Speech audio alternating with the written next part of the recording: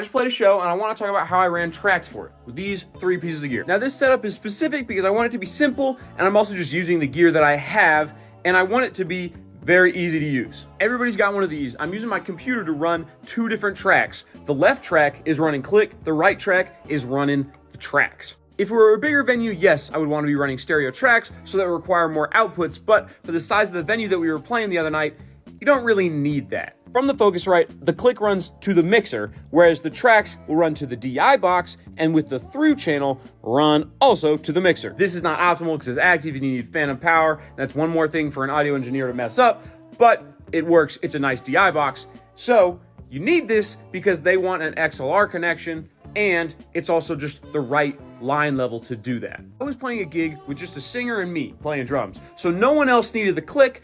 And sometimes it's just nice to take away the possibility of click being in the house. That's an eternal fear that I had.